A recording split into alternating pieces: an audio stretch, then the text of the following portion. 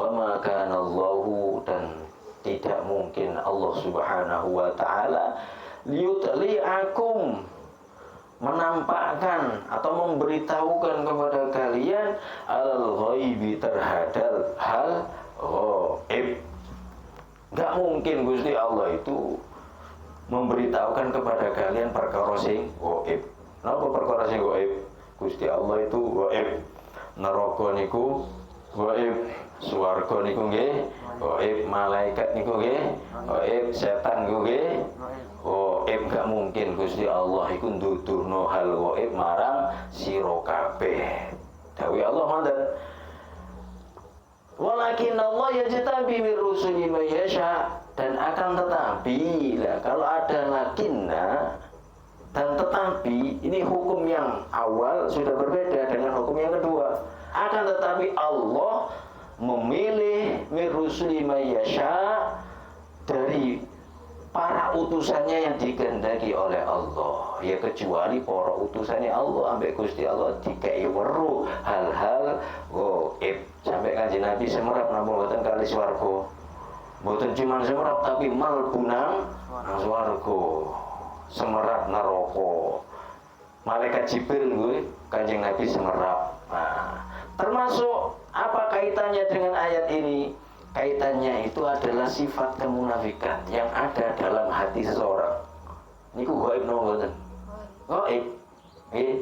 Jadi sahabatnya Kanjeng Nabi, pasukannya Kanjeng Nabi sing ada sifat kemunafikan, itu kan gaib. Manusia tidak ada yang tahu, tapi Rasulnya Allah, utusannya Allah dikai weruh oleh Allah Subhanahu wa taala. Allah tahu satu persatu, oh iki munafik, munafik. Tapi Rasul tidak langsung menjustis. Munafikun. Boten ngonten. Jadi tidak seperti itu. Diserahkan dengan caranya Allah sendiri. Jadi diumumkan kalian Allah Subhanahu wa taala bahwa kalian semua tidak akan Allah beritahu hal ghaib kecuali hanya orang-orang dikehendaki Allah dari para utusan Allah Subhanahu wa ta'ala. Assalamualaikum warahmatullahi wabarakatuh. Innal hamdalillahi nahmaduhu wa nasta'inuhu wa nastaghfiruh wa na'udzu billahi min shururi anfusina wa min sayyiati a'malina. May yahdihillahu fala mudilla lahu wa may yudlilhu fala hadiya lahu. Asyhadu an la ilaha illallah wahdahu la syarika lahu wa asyhadu anna sayyidana Muhammadan abduhu wa rasuluh. Allahumma salli ala sayyidina Muhammad wa ala alihi wa sahbihi ajma'in, amma ba'du.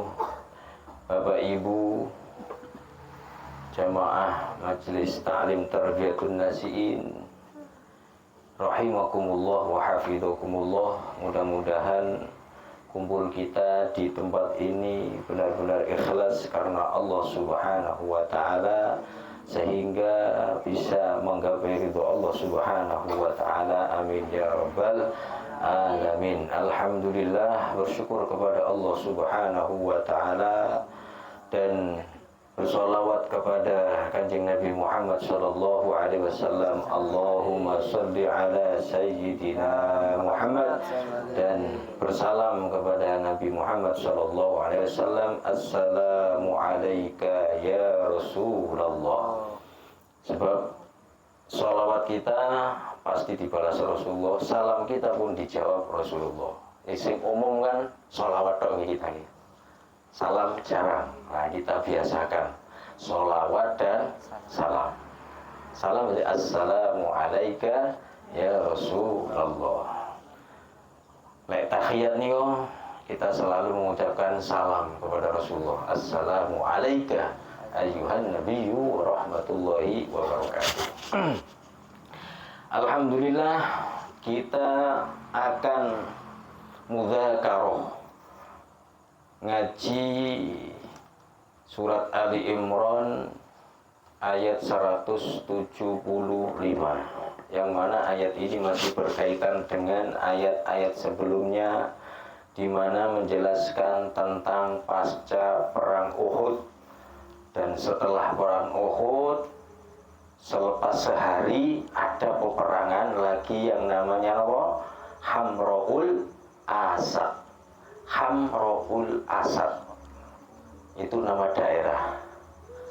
Uhud juga daerah. Badar juga nama daerah. Jadi wis mari perang sedino, banyak yang terluka.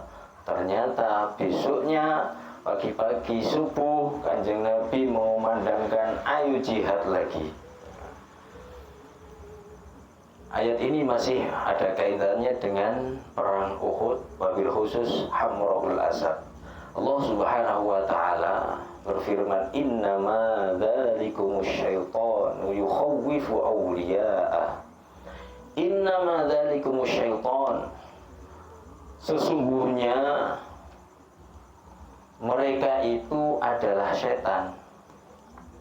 Yukhawwifu awliya'ahu, yang menakut-nakuti kalian dengan menggunakan teman-temannya. Siapa yang dimaksud setan di sini? Dawuh Allah, sesungguhnya mereka itu adalah setan.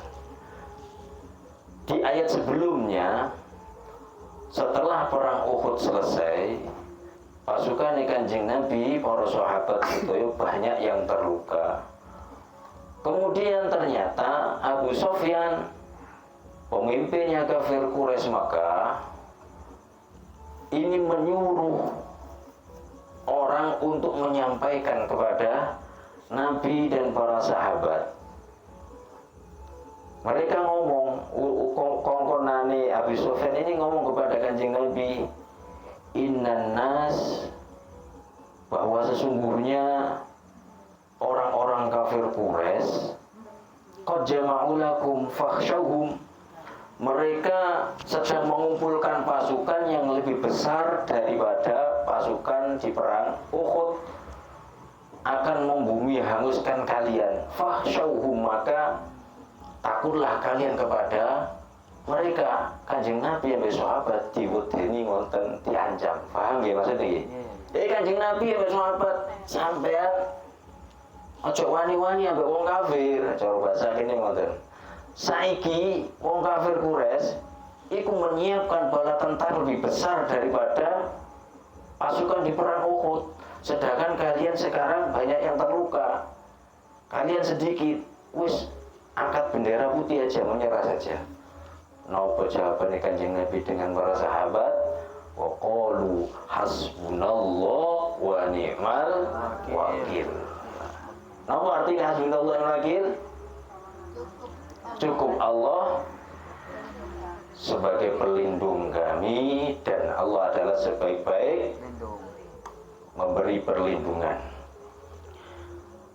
Nah, kalian para ulama, hasbunallah wa ni'mal wakil niki digawe wiritan pakem ulama zaman dahulu sampai zaman sekarang. Bahkan ada yang menjadikan sholat hajat pakai hasbunallah wa wakil. Nanti bireng-bireng, lek dereng-bireng kula paringi pirsa sekalian kula ijazahi.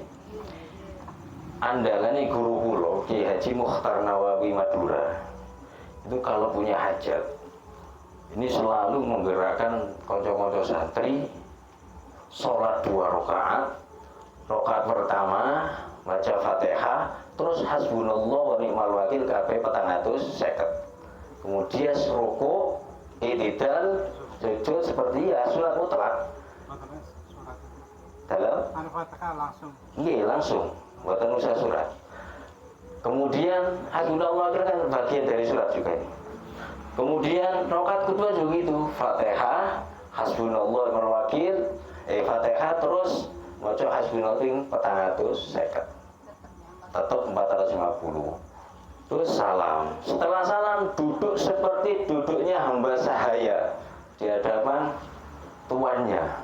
Jadi duduk sing tadurru, sing ada pasor. Biasa ini ku duduk sinden ngoten niku, atau duduk tetap duduk tahiyat akhir.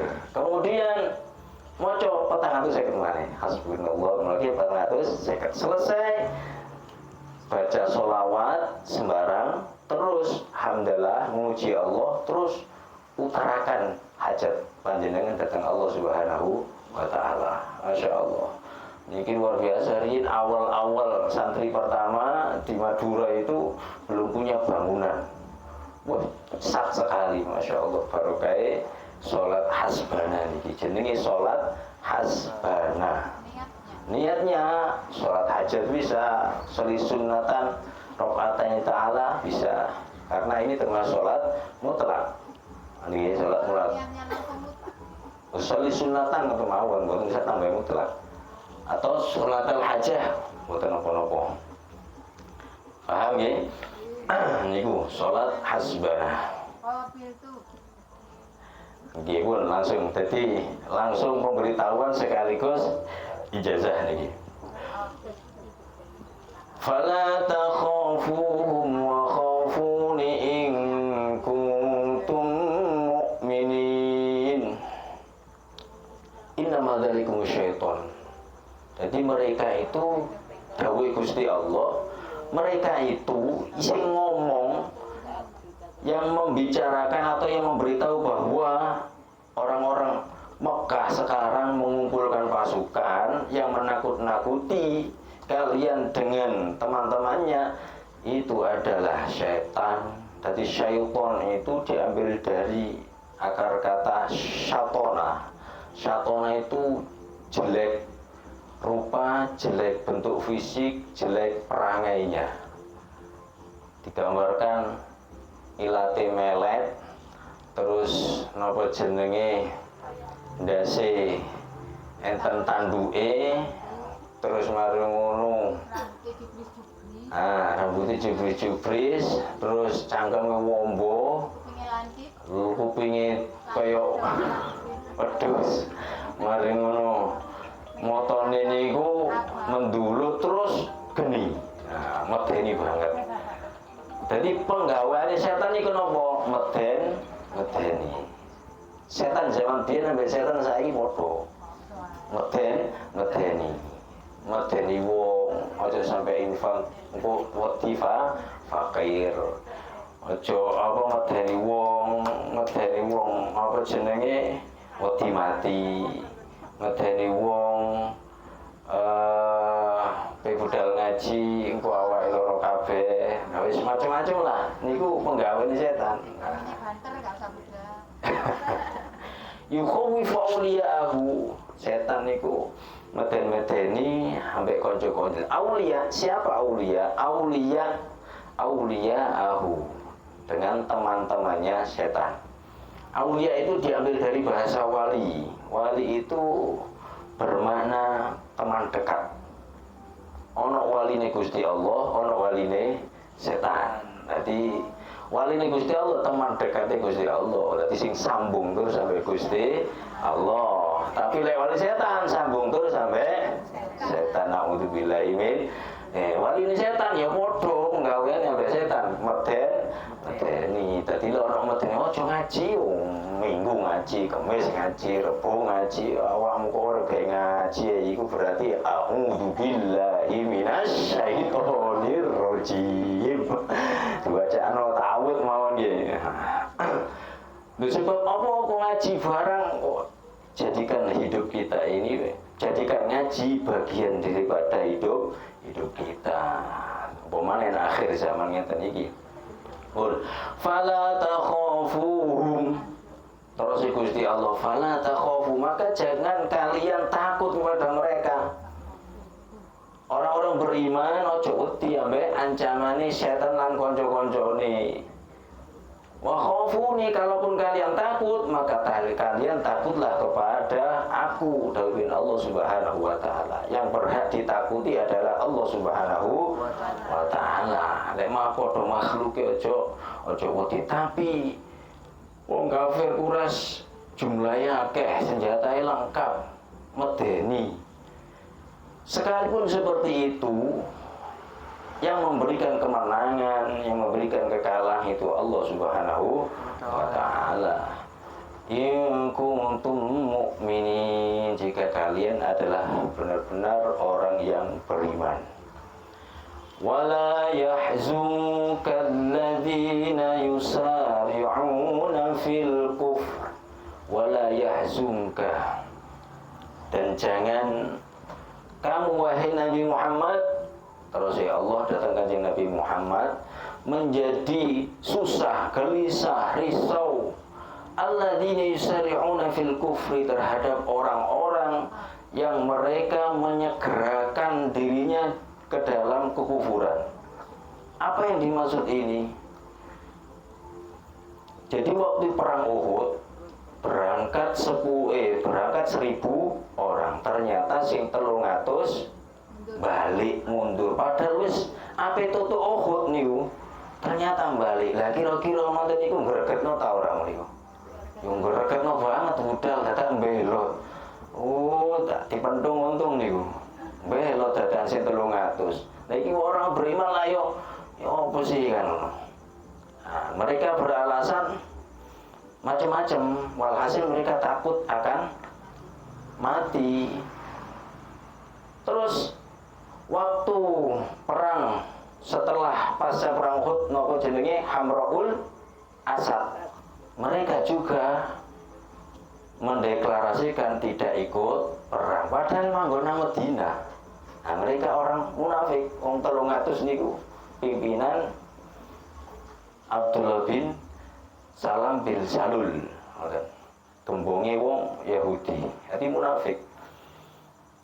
Nah, itu membuat kanjeng Nabi dan orang-orang mukmin rada kecewa, susah. Ambek Gusti Allah langsung dikandani, wahai Nabi, jangan membuatmu susah mereka itu yang mendekati atau yang bersegera dalam kekufuran. Kalau kemarin mereka dikatakan napa jenenge lebih dekat kepada kekufuran. Jadi ya napa ayat sing kemarin itu,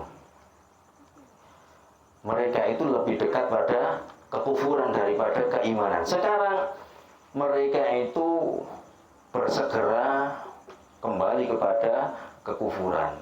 Nah, wis gak ono, wis berarti mereka mendeklarasikan bahwa mereka keluar dari keimanan. Innahum la yadurrullah syai'a. Kenapa Allah nuturi kanjeng Nabi, ngandani kanjeng Nabi bahwa jangan bersedih dengan mereka. Innahum, sesungguhnya orang-orang munafik itu la yadurrullah syai'a, sedikit pun mereka tidak membahayakan agama Allah, sedikit pun mereka tidak membahayakan atau tidak memadorotkan Gusti Allah, tidak memadorotkan, tidak membahayakan, tidak merugikan para penolong agama Allah Subhanahu wa taala. Jadi ambek Gusti Allah wis jarno, ojo disusahi, ojo digelani babah, wis iku urusane ambek Allah dewi. Mereka itu sebenarnya merugikan diri mereka sendiri. Ngoten. Yuridullahu alla yaj'ala lahum hazzan fil akhirati wa lahum 'adzabun 'adzim. Yuridullah, Allah menghendaki alla yaj'ala, untuk tidak memberikan lahum kepada mereka haddon, bagian fil akhirati, di akhirat nanti. Memang mereka dijadikan seperti itu oleh Allah Subhanahu wa taala, tidak diberi taufik, tidak beri daya, sehingga mereka semakin jauh kepada Allah, tetap jadi orang munafik. Ambek Gusti Allah mereka dikehendaki untuk tidak mendapatkan pahala sedikit pun di akhirat. Walahum adzabun adzim, dan bagi mereka adzabun adzim, azab yang sangat besar. Azab yang sangat besar. Napa maksudnya azab yang sangat besar niki? Dadi nggih gak ono maneh kejaba neraka. Wonten dah azab sak liyane neraka sing luwih gedhe. Jadi azab yang sangat besar. Innal ladzina ishtarawul kufra bil imani lan yadurrullaha syai'a. Innal ladzina ishtarawul kufra bil iman. Sesungguhnya orang-orang yang membeli kekufuran dengan keimanan.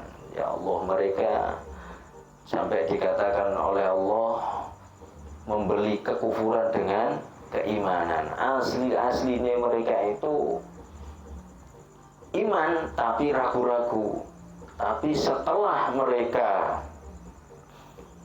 mengkhianati Kanjeng Nabi, dideklarasikan oleh Allah bahwa mereka lebih memilih kekufuran daripada keimanan.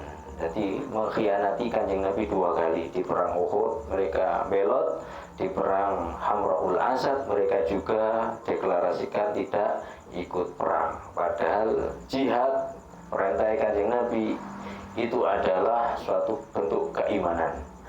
La yadurrullaha syai'ah, sedikit pun mereka tidak membahayakan Allah. Maksudnya sedikit pun mereka tidak merugikan agama Allah, tidak merugikan para penolong agama Allah.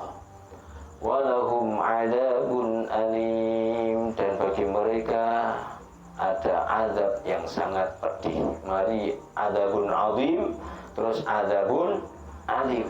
Jangkep wis, azim alim. Wala yahsabanna alladzina kafaru annama numli lahum khairun li anfusihim wala yahsabanna, dan sekali-kali jangan mengira, menyangka alladzina kafaru, siapa? Itu orang-orang yang mereka kafir. Wong kafir iku ojo pisan-pisan rumangsa utawa nyangka utawa nyono annama numli, sesungguhnya kami beri tenggang waktu lahum kepada mereka khairun, itu lebih baik li anfusikum, bagi diri mereka. Maksudnya ya nopo maksudnya? Terus ya Allah Subhanahu wa taala wong kafir iku aja ngira tak kei tenggang waktu gak langsung tak musnahkan di dunia ini itu lebih baik bagi mereka. Jangan mengira mereka itu lebih baik. Jadi napa jenenge memberi tenggang waktu, ndawakno umure. Maksudnya ya napa? Maksudnya Gusti Allah niki umure manungsa kan mesti kita belum lahir sudah ditulis oleh Allah Subhanahu wa taala.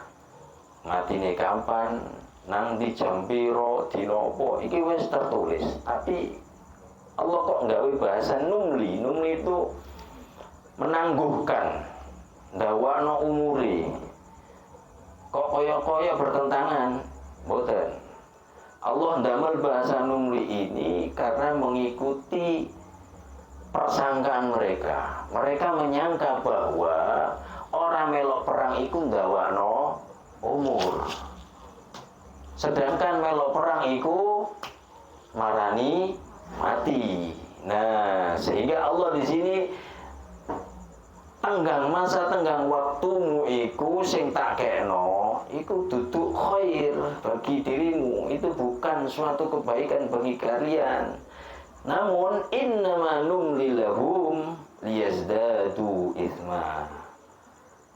Namun sesungguhnya pemberian tenggang dari Allah Subhanahu wa taala bagi mereka liyazdadu itsma itu sebagai bentuk supaya mereka semakin bertambah dan bertambah bermaksiatnya, mengerjakan dosanya. Tambah ke wis cek Gusti Allah sama sekali tidak memberikan kebaikan di akhirat. Nanti terus menerus disiksa di akhirat. Walahum adzabun muhin, dan bagi mereka ada azab yang menghinakan. Masya Allah, ada 3 bentuk siksaan yang disebutkan dalam ayat berturut-turut. Di atas tadi adzabun azim, siksa yang berat, yang besar. Terus adzabun alim, siksa yang pedih. Terus adzabun muhin, azab yang menghinakan. Kenapa menghinakan? Karena mereka sengaja menghinakan Kanjeng Nabi dan orang-orang mukmin. Dihinakan gimana? budal perang bareng ternyata ditinggal. Ini kan menghinakan ini. Ya.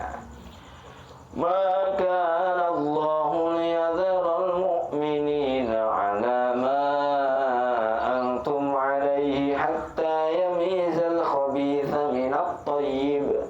Maka Allahu, tidak mungkin Allah liyadharul mu'minin, membiarkan orang-orang beriman alama antum alaihi, atas kondisi yang kalian berada pada kondisi tersebut. Maksudnya apa? Maksudnya di dalam tafsir Shawi ini dijelaskan bahwa Allah Subhanahu wa Ta'ala tidak akan membiarkan orang-orang beriman itu bercampur aduk dengan orang-orang munafik. Jadi bagaimana orang-orang munafik ini difilter oleh Allah Subhanahu wa Ta'ala, disisihkan oleh Allah Subhanahu wa Ta'ala, dan ora campur baur karo wong mukmin dengan caranya Allah. Pertama, mereka barengan perang Uhud, ternyata ada saja alasannya mereka disisihkan oleh Allah gamel perang Uhud. Satu. Di perang kedua, Hamraul Asad. Di perang Hamraul Asad ternyata mereka juga begitu. Mereka mendeklarasikan tidak ikut perang. Nah, yang berangkat hanya orang-orang di perang Uhud saja. Sampai Gusti Allah difilter. Nah, sampai Gusti Allah disisihkan mereka. Jadi Gusti Allah tidak membiarkan orang-orang beriman itu bercampur dengan orang munafik. Dan ini berlaku kapanpun ini, kapanpun, dimanapun. Kalaupun kok ternyata kumpul, pasti ada saja yang memisahkannya. Nah, seperti itu.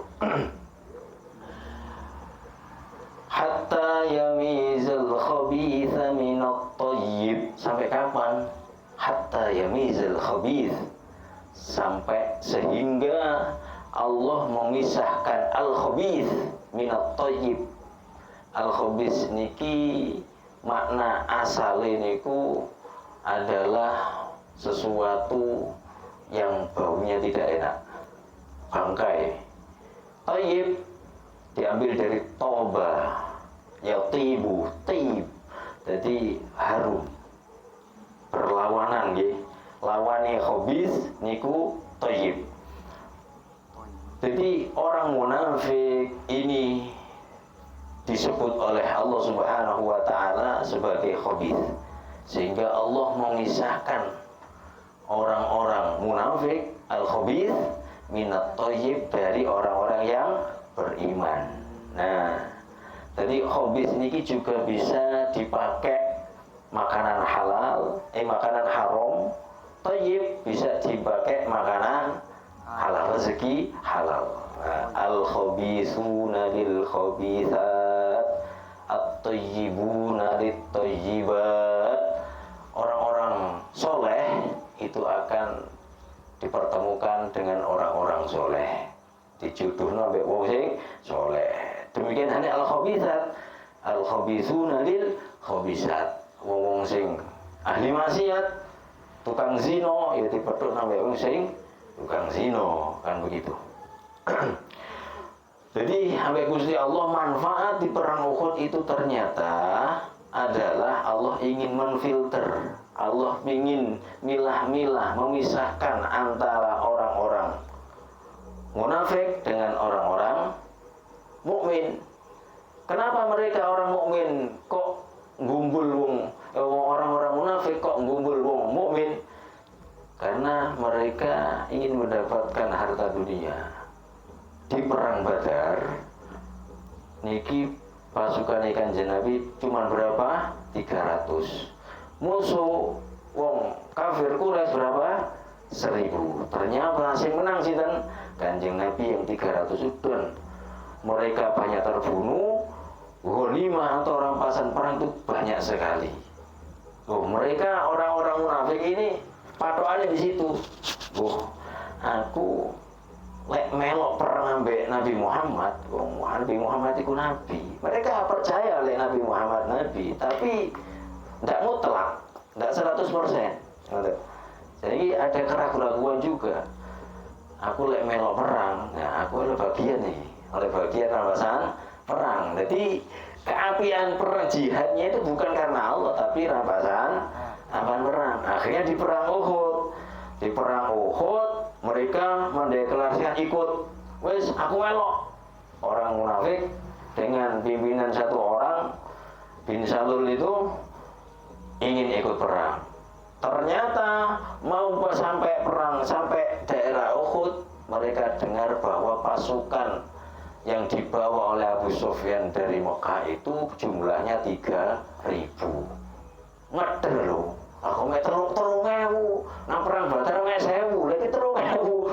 Akhirnya mereka mundur dengan alasan macam-macam. Nah, sampai Gusti Allah dibisa. Ojo nyampur-nyampuri sing apik, elek yo elek begitu. Wa ma kana Allahu liyutni'akum 'alal ghaibi walakinna Allaha yajtabi min rusulihi man yasha. Wa ma kana Allahu, dan tidak mungkin Allah Subhanahu wa taala liyutli'akum, menampakkan atau memberitahukan kepada kalian al-ghaibi, terhadap hal ghaib.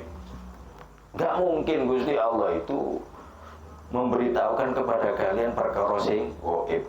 Napa perkara sing ghaib? Gusti Allah itu ghaib.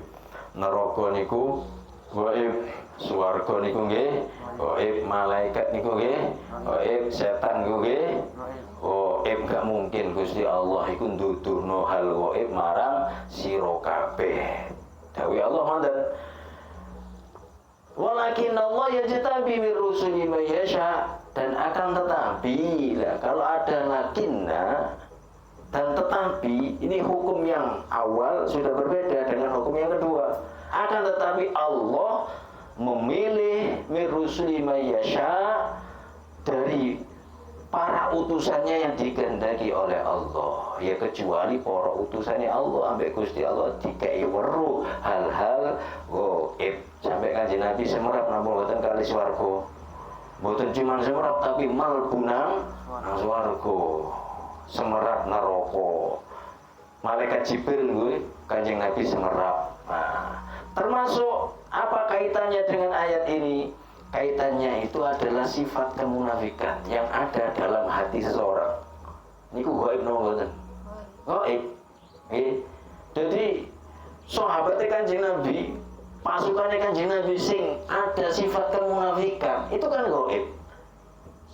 Manusia tidak ada yang tahu, tapi Rasulnya Allah, utusannya Allah dikai weruh oleh Allah Subhanahu wa taala. Allah tahu satu persatu, oh iki munafik. Tapi Rasul tidak langsung menjustis. Munafikun. Boten ngonten. Tidak seperti itu. Diserahkan dengan caranya Allah sendiri.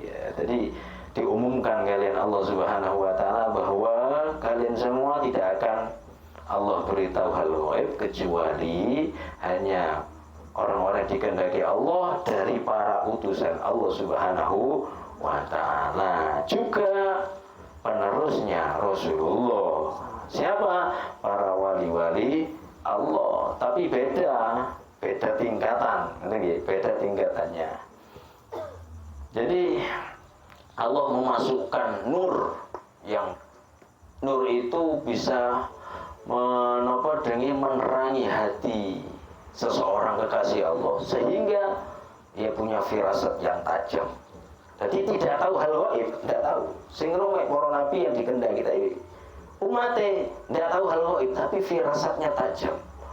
Jadi dikei nur yang bisa menerangi hatinya sehingga ketajamannya luar biasa.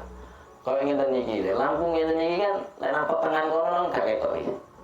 Tapi kalau 5.000 watt ketok kabeh kan. Nah, orang juga seperti itu. Umat Kanjeng Nabi Muhammad sallallahu alaihi wasallam lek setrum digedhekno. Jadi keimanan kuat, ketakwaan kuat, amal soleh luar biasa. Nek Gusti dikai lampu setrum sing gede, sehingga dia iso ndelok hal-hal atau firasat-firasat yang luar biasa. Nah, wali-walinya Allah seperti itu. Jadi tidak tahu hal gaib tidak, tetapi firasatnya itu tajam sekali karena sudah dimasuki nur yang padang oleh Allah Subhanahu wa ta'ala. Fa'aminu billahi wa rusulih. Nah, kalau begitu gimana? Kita harus seperti apa? Ya maka berimanlah kalian kepada Allah wa rusulih, dan imanlah kalian kepada para utusan Allah. Wa in tu'minu, dan apabila kalian beriman, wa tattaqu, dan bertakwa, falakum ajrun azim, maka bagi kalian ada ajrun azim. Napa ajrun niku? Pahala yang sangat besar. Sajane ajrun itu mufrad dari jamak ujur, yang mana bahasa Arab biasa dipakai upah, maknanya upah. Upah itu berarti terkait dengan apa? Pekerjaan toh. Nah, semakin banyak yang dikerjakan, semakin banyak upahnya. Semakin sedikit pekerjaan, sedikit upahnya. Gak kerja belas, ya upah. Seperti itulah Allah. Jadi kita beramal kepada Allah Subhanahu wa ta'ala. Demikian, semakin kita memperbanyak amal soleh, maka ajrun azim. ولا يحسبن الذين يبخلون بما آتاهم الله من فضله هو خيرا لهم ولا يحسبن الذين يبخلون, dan jangan mengira orang-orang yang yabkhuluna, bakhil. Jangan mengira orang-orang bakhil dengan bima atahumullah, dengan apa yang telah diberikan oleh Allah kepada mereka, min fadlihi, yang berupa karunia dari Allah, wa khairan, itu lebih baik, lahum, bagi mereka. Maksudnya apa? Jangan mengira kebakhilan. Bakhil itu apa? Tidak mengeluarkan yang seharusnya dikeluarkan. Niku bakhil, medit, kikir. Tadi yang dimaksud adalah menahan sesuatu yang seharusnya dia keluarkan. Misalnya seorang suami, seharusnya dia mengeluarkan sehari itu 100.000 seharusnya, karena kebutuhan beras, kebutuhan pampers, kebutuhan.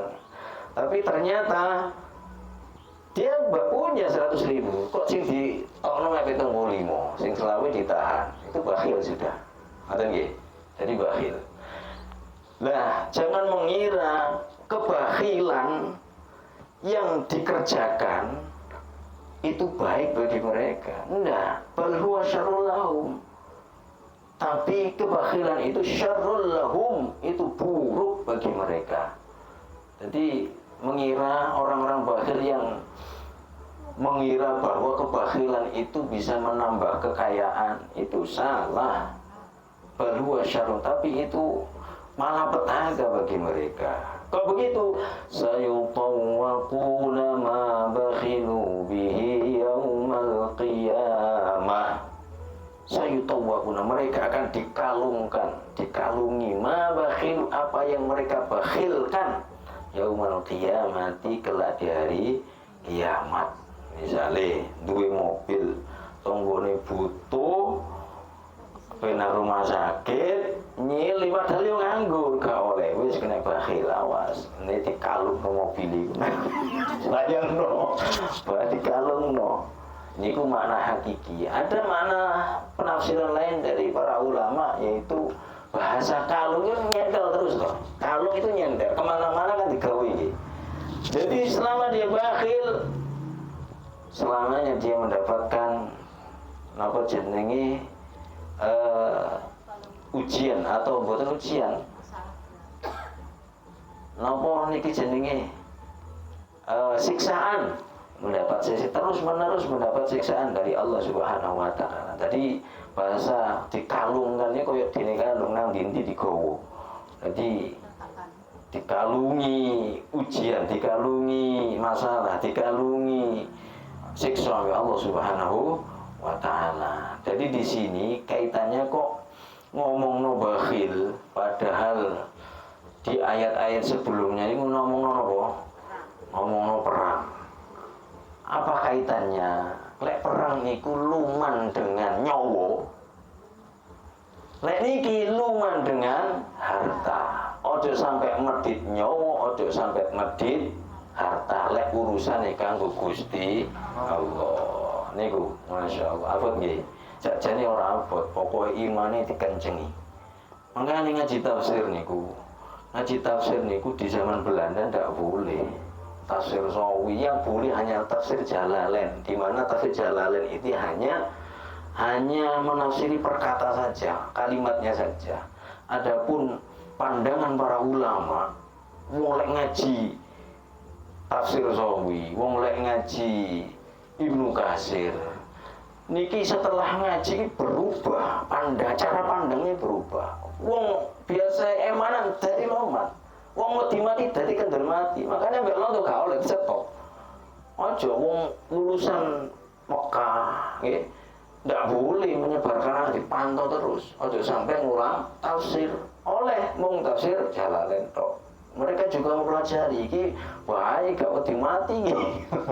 Ate Pangeran Diponegoro kalau lihat napa jenenge udeng-udenge surbannya itu surban ahli Mekah itu. Jadi insya Allah mereka pernah belajar di Mekah. Ini dulu surban Mekah. Para wali songo dan lain sebagainya. Walillahi miratus samawati wal ardi wallahu bima ta'maluna khabir. Walillahi dan milik Allah miratus samawati wal ard, warisan yang ada di langit dan ada di bumi. Kabeh nang langit nang bumi kene Gusti Allah. Sing dititipno awak dhewe niki aja terus mbali nang Gusti Allah sia-sia. Sertakan nilai. Nanti balik kabeh nang Gusti Allah tapi bernilai di hadapan Allah Subhanahu wa taala. Wallahu bima ta'maluna khabir. Wallahu bima ta'maluna khabir. Dan Allah dengan apa yang kalian kerjakan khabir, itu mengetahui dengan sedetail-detailnya. Kita ini termasuk orang yang luman atau orang yang bakhil, itu akan diketahui oleh Allah Subhanahu wa taala. Subhanakallahumma bihamdik asyhadu an la ilaha illa anta astaghfiruka wa atubu ilaik. Wa sallallahu ala sayyidina Muhammad walhamdulillahi rabbil alamin. Kalamun qadimun la yumallu sama'uhu tanazaha an qawlin wa fi'lin wa niyatin bihi astaghfir min kulli da'in wa nuruhu dalilun liqalbi inda jahli wa hayrati fa ya rabbi matti'ni bi sirri hurufihi wa nawwir bihi sam'i wa qalbi wa muqlati wa habli bihi fathan wa ilman wa hikmatan wa anis bihi ya rabbi fil qabri wahsyati wa salli wa sallim